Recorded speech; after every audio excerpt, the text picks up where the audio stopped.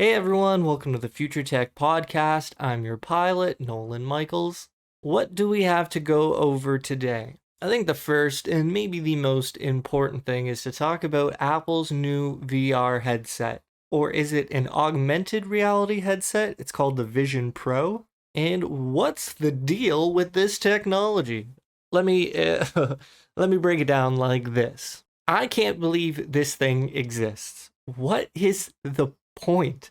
How did it get through everybody at Apple who is so smart? Like, is this just a giant gamble? Is it a bet on Apple's audience saying we could make anything and people would buy it? But I just get the sense that why would this thing be successful? Who is going to get it? Who is going to use it? Can nobody imagine what reality is actually like? First of all, if you haven't heard of it, let me explain it quick. It's a giant headset you put on, and then it's basically science fiction where screens will pop up and you can pinch and click things on these virtual screens.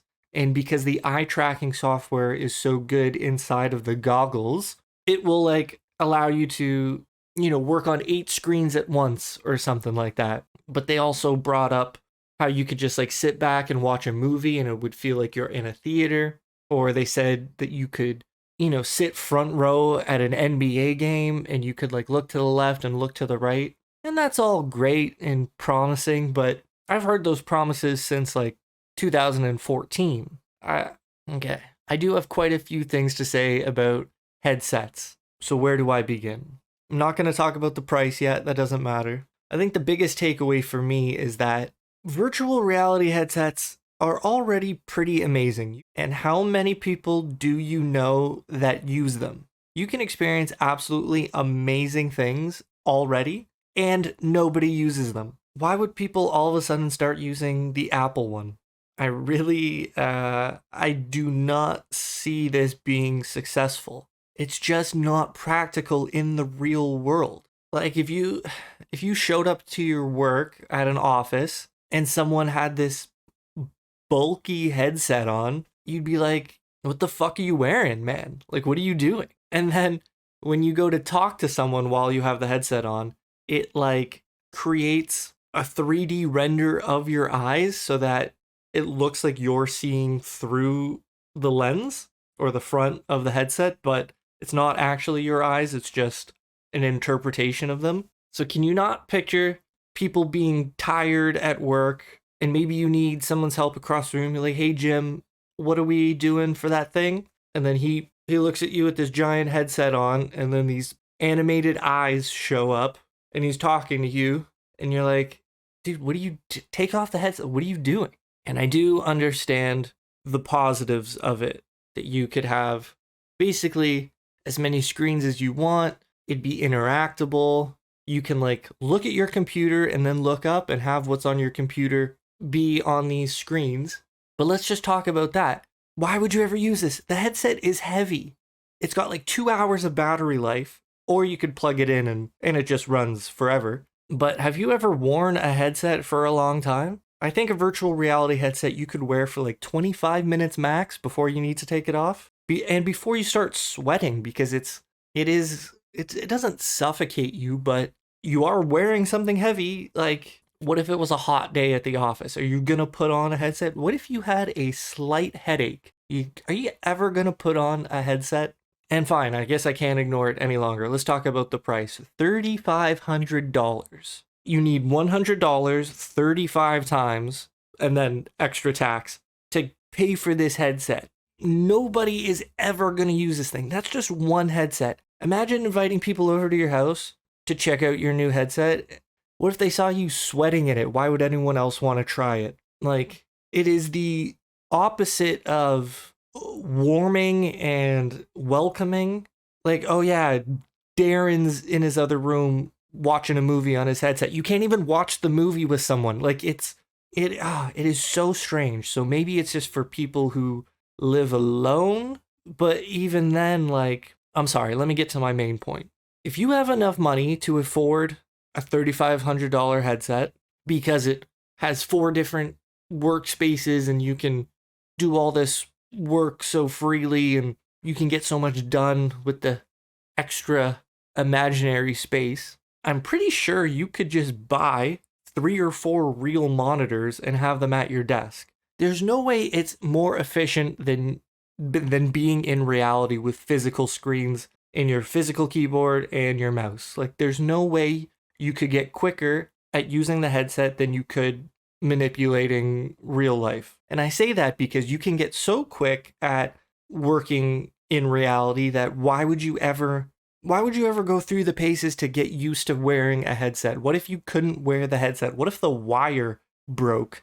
What if you couldn't plug it in somewhere? Like, there are so many limitations when it comes to practical use of it. Like, it doesn't just appear before your eyes. You have to physically put on a helmet. Like, what? The amount of times that people will forego doing that because they have to apply the equipment is insane. Like, if you're not feeling well, you're not going to jump into the Vision Pro. And even if they made a cheaper option, it's just like, do they not see how sick virtual reality is right now and how nobody uses it? PlayStation VR 2 just came out.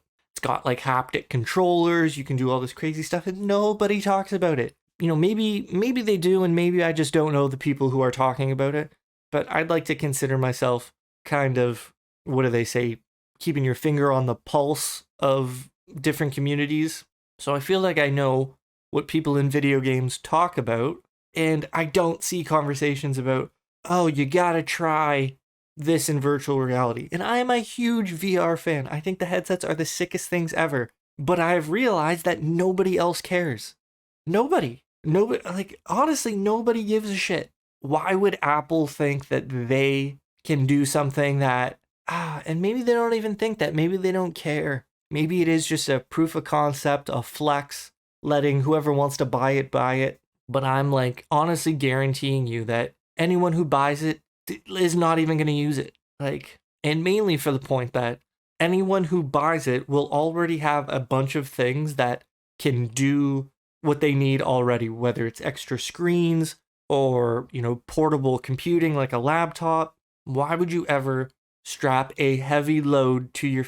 Have you ever used a headset? I'm sorry. If you think that, oh, it's not that big of a deal, your neck gets sore if it has extra weight to hold up because it's not used to it. There is no getting around that besides reps. Literal classic conditioning. You have to train yourself to feel comfortable with extra weight on your body, wherever it is. What I'm trying to say is that the first impression of people actually using this thing is probably going to be so jarring that I highly doubt they ever get the reps in to feel comfortable wearing it. And obviously that's not going to be everybody, but I bet 99% of people are going to be like, why would I ever, what are you going to use it for? Imagine you wanted to sit somewhere with the headset on that wasn't near an outlet. You'd have 2 hours max to get whatever you needed done. Maybe, sure, that's fine. But how many times are you going to run into that issue before you're like, I'm done. I don't care anymore. I don't want to use it. There is no way that putting the headset on and watching a movie is going to be better than people's home theater setup, especially the people who can afford a $3,500 headset. There's no way that what they have isn't already better than this headset. And maybe it's for the road. Maybe it is for airplanes. But like, how many flights do you go on? One every month, one every couple of months? Let's say, I'd say on average, it's between everybody in North America, it's probably like less than one a year. Flights taken. I'd say the average is less than one a year. So fine, maybe it's for people who fly often. But you've survived so many flights already. I just think that after the novelty wears off, this is going to be the most expensive piece of junk you've ever seen. Like, what's great about sitting front row at a concert or a sporting event is that you're there with other people. And you can be like, oh my God, are you seeing that? This is so crazy. Did you see that? So if you put this headset on and you're the only one who has it, who are you interacting with? Who are you sharing that experience with? Like, talk about real loneliness. Like, that's it.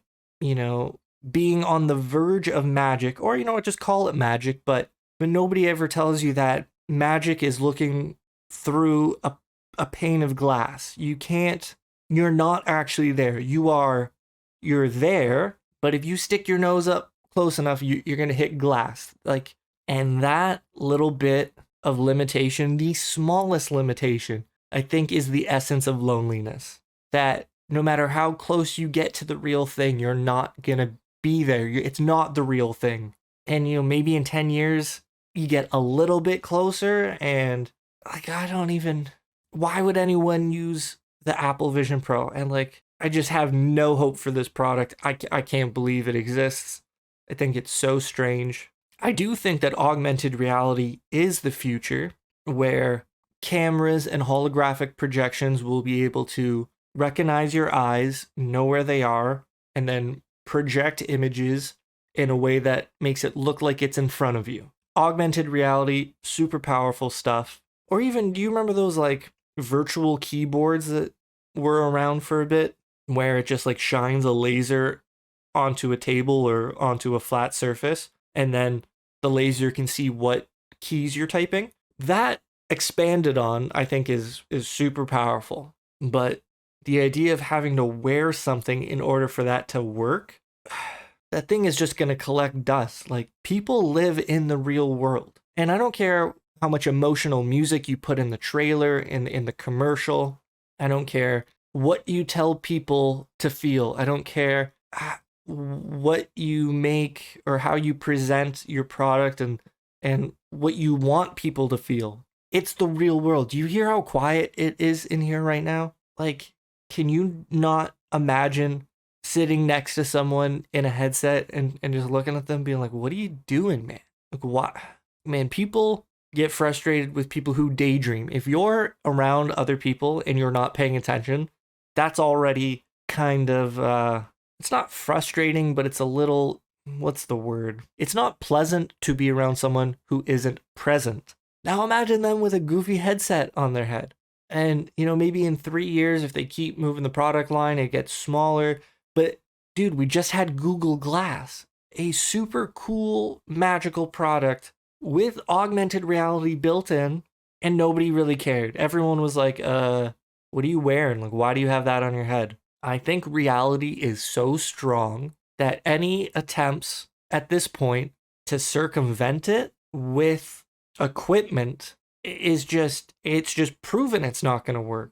And maybe it's a generational thing, but I don't think so, because I am such a fan of this technology. I think it's the coolest shit you could ever imagine. But I'm not crazy enough to not see what's going on. Nobody cares about it. Nobody cares. Even if it was a couple $100, why would you ever put a headset on? It's just so, it seems like it would work. What could go wrong? Could be the move. It's not the move. It doesn't work. No, in the sense that I think if wearing headsets was going to catch on, it would have caught on by now. And people who disagree with that will say, well, this is Apple's turn. This is the company that could make it work. And to be honest, Apple kills, and well, maybe Google kills things that don't work very quickly. They just move on to the next thing. I don't see why Apple would pursue this product line. Like, there's no haptic feedback. You're not wearing, it's not, there's no rumble. There's no vibrations. It's just a visual thing. Like, I just don't, it's not going to work. Nobody is going to care. And like, let's just say you have a party. Maybe you have some friends over. Oh, you want to try it? Do you want to try it? Hey, why don't you try it? Do you want to be the fifth person to wrap something around your head? Like, I don't even think I'm a germaphobe. I'm just thinking like, if 4 different people tried on a t-shirt before me and they all wore it for 20 minutes, would I want to be the 5th person to put on that t-shirt? Like, why? I don't know. It's like we all have our own things for a reason. It says sharing is just, it's good for literally everything that doesn't attach to us. Anytime, like, do you share your watch with somebody?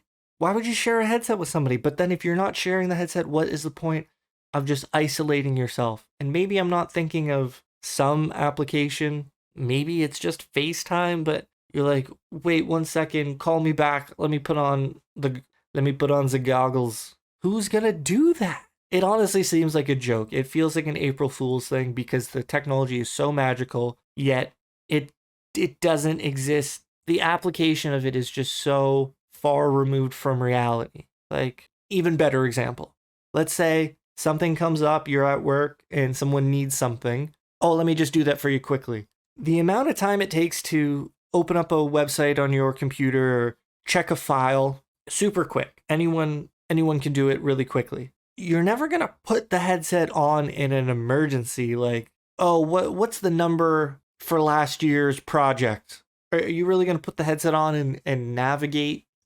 Like, the only time you're gonna use this headset is when you know you have some time in front of you. Maybe it'd be good for meetings. Maybe this is a remote work extraordinaire special where, instead of being on a Zoom meeting in front of a webcam, you could like be in the meeting, like super Star Trekky or super sci-fi. But I'm telling you, like, wearing that thing, and I haven't worn one. Obviously, I haven't tried it. I'm nobody, but I have other headset. I have a PlayStation Virtual Reality, the first headset. There comes a point, no matter how much fun you're having, where you feel it. You're taken out of the virtual reality by your physical pain receptors. Just a little bit of uncomfortable, what am I trying to say? At the first sign of being uncomfortable, at the first sign of uncomfort, like, you'll be literally pulled back to reality, and you'll start rubbing your neck. You'll adjust the headset, and when that time comes, you have like 4 to 5 more minutes tops before you're like, I gotta take this thing off of me. It's not fun to wear equipment, even if you're playing hockey for 60 minutes. Do you know how much of a relief it is to take off that helmet? If you're wearing shin pads and elbow pads because you've gone rollerblading or riding whatever, skateboarding. Like, do you know how much of a relief it is to undo that Velcro and to take off whatever's strapped to you? The fact that there will be relief built into the workflow of using one of these headsets, the fact that you will feel good when you stop using it, how is it going to be popular? What people are, it doesn't make any sense. Like, I can't believe it's real, because it just seems so obvious that it's not what people want. And I get it's a super powerful computer. It's basically a MacBook headset. $3,500. This thing is nasty. It works super well. There's nothing wrong with it. It's just not how people work. It's not what we were made for. And like, again, maybe you could no, I really don't believe it'll catch on, because it hasn't caught on already. You can do the coolest things in virtual reality, man, that will make you feel like you're there, and nobody wants to use it. It doesn't matter. It's just so strange to see such a big company like Apple introduce something at that price point. Like, I'm just thinking, if they waited 2 years and they brought the price down to $1,200 or $700, no, it's like, maybe the only thing it has going for it is that it is so expensive that people will build in the value themselves. Like, nobody's buying a $1,200 headset, even if it was from Apple. It would honestly make it seem even more useless, more worthless. But if it's $3,500, maybe you have like a longer vision into the future of how worth it is going to be for you, and maybe you'll try to use it more often. Maybe it'll be good for some kind of training, but like, if it gets to that point where like every school has 4 of these headsets in their technology lab, where certain subjects can have like specialized training, or maybe it's for like therapy or relaxation. Maybe you put it on and you feel like you're at the beach, and it's to calm people down.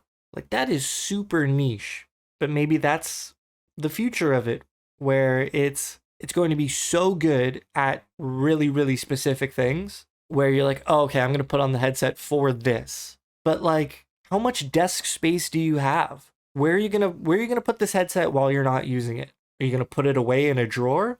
If you put something in a drawer, you're not going to use it. Take note of what you have in front of you at your desk. You use what's in front of you. That's just how people work. It's just so strange. So strange. Okay, what else can we talk about here? We'll move on. Have you seen this new text to 3D character model maker? You can join the beta right now. think it's from Toffee, T-A-F-I, AI text to 3D character engine. It says, make me a middle-aged guy. And then you talk to it like you're talking to a designer. It says, make him older. Let's give him a uniform. And then it's able to just give you a bunch of different options. You can turn it into a woman after. And it's the most impressive thing is the way you talk to it. There's no specific code you need to type in. It's communicated in natural language. That is the most powerful thing you could ever create. And what's even crazier is that you can export this right into game engines. Like, I've always wanted to make a video game. I think I will, obviously, eventually. And this is the kind of technology that I could only dream of, because making a video game is something that has a lot of barriers to entry, mainly just from a cost perspective. You have to hire people who are good at specific things, and then, like an orchestra, you conduct them, but you have to bring them all together. You have to pay for the percussions, you got to pay for the brass, you have to pay for the strings. Then you bring them all together, and then you compose a masterpiece sonata. You'd have to pay for all kinds of artists. You'd have to pay for concept art, and then you have to pay for a 3D designer to put it together, and then you have to pay for someone to code your video game. And like, we're getting to the point, honestly, where you don't need to pay for any of that now. You can ask an AI to do it for you. And sure, you're going to have to pay for these services, but, instead of 80 grand a year to hire a specialist, we're talking like a few $100s a year to have access to this AI, which you can then talk to like a human. Like, hey, I need a couple of characters, make them look like they're friends. I don't know if you could talk to it like that and give vague instructions that imply something, like make it look like these 3 people are friends. Maybe you can't do that, but if all you need to do is go into your mind one step further and say, put the same logo on each of their jackets or something, just to imply that they're on the same team. Like that, if all you need to do is go one step further in your mind, I think this is going to be the easiest technology to use ever. And then it just comes down to, how creative do you want to be with it? Oh, okay, this is kind of funny to think about. Grand Theft Auto 6 has been worked on for honestly, the last 10 years in one way or another. They've, it's this giant crescendo that's going to be coming out. Nobody really knows what they've been working on, but they have Grand Theft Auto 5 to live up to, so whatever they're making now, they expect to live for the next 10 years. And imagine doing all that work, and I'd say on the precipice of release, like within 1 to 2 years of finishing, you're in years 9 and 10 of development, all of a sudden this new technology comes out that, completely changes the way you could have developed your game. You know how much time the team at Rockstar spent developing 3D characters, 3D models? And now, okay, let me put it this way. If the game would have came out last year, oh my god, it's the greatest thing ever.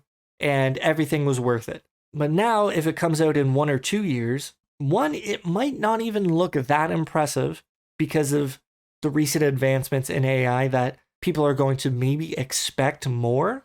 Like, why would any 2 characters ever look the same thanks to something like this 3D modeler? If you saw 2 characters, 2 NPCs that looked similar, you'd be like, oh, Rockstar's lazy.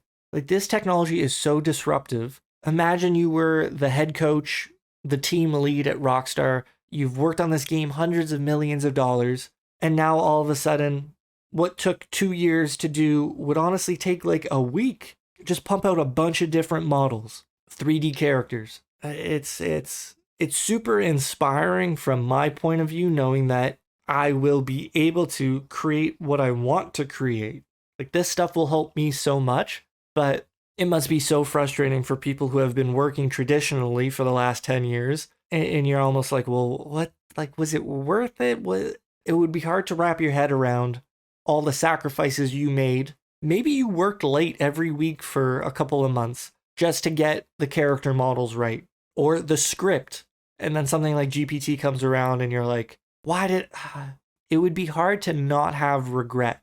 I think that's just human nature. And like, is that the price to pay for long development times? That they just didn't get it out quick enough? I don't think anyone saw this type of technology coming, but maybe that's another thing. Like, pretty soon there's going to be video games where you're talking to the AI, where you're talking to NPCs, other characters, And because of these advancements in AI, the characters in the game are going to seem so real. They're going to never say the same thing twice.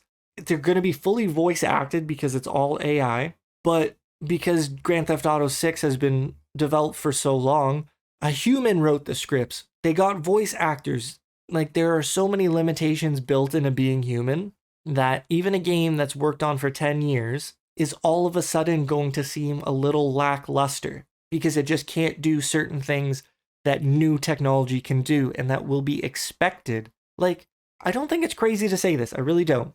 I think there will be a video game made in the next 2 to 3 years that is better than Grand Theft Auto 6, which has been developed for 10 years and hundreds of millions of dollars. I think a creative small team with AI can make a better game than thousands of employees and hundreds of millions of dollars based on this new tech. I don't think that's crazy to say.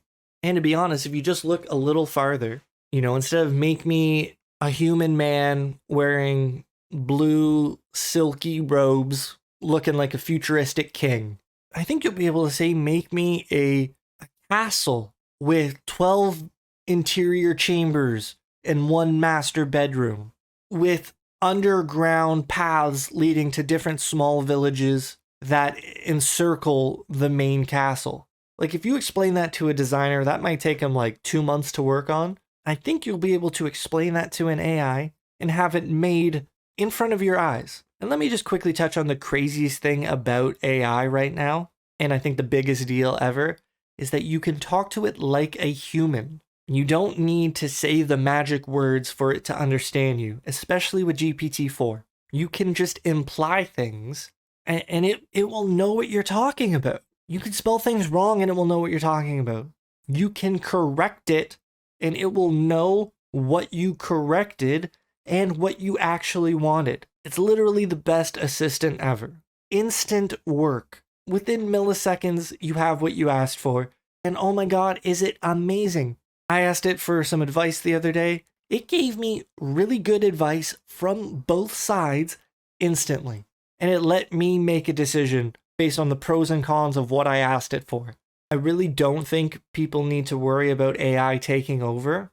I think the much more realistic expectation of the future is that AI will act as another human in your workplace, at your desk. Hideo Kojima, a famous video game designer, I was jealous of a story he told where his artist, his concept artist, sits beside him at his desk. And anytime Hideo comes up with an idea, he just looks to his right and asks this guy, and then you get a quick sketch. I heard that 5 years ago, and I was so, I think jealous is the right word, because that is exactly what I wanted in terms of oh my God, that sounded so cool. Imagine you had someone beside you that worked with you and understood what you were asking for and did an amazing job. People like the assistant, the concept artist, are going to exist, but now everyone who doesn't have that person beside them is just going to have an AI that you can talk to like a human, and it can do things for you so quickly.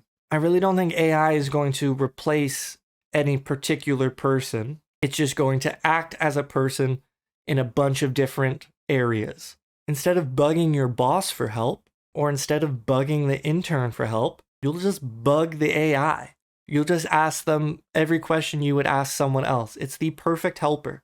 And do you know the whole argument about why piracy doesn't really take away any sales from artists, whether it's movies or music? If you download illegally a song, you're not taking away any money from that artist because you would have never given money to that artist in the first place. If anything, the odds of you giving money to that artist have increased in the future because maybe you like that song, maybe you download a bunch and now you want to repay them in some way. Maybe you think you owe the artists money now. Maybe it'll encourage you to see them in concert or at a small show at a venue. But had you never pirated the work, the odds of you giving money to that artist were zero. And now that you've pirated from them, now that you've stolen from them, the odds that you'll give them money in the future maybe goes up to 5% or 3%, something low, but more than zero. And I think it's that same argument with AI. It's not going to take anyone's job because, let's say I was making a game and I needed a designer.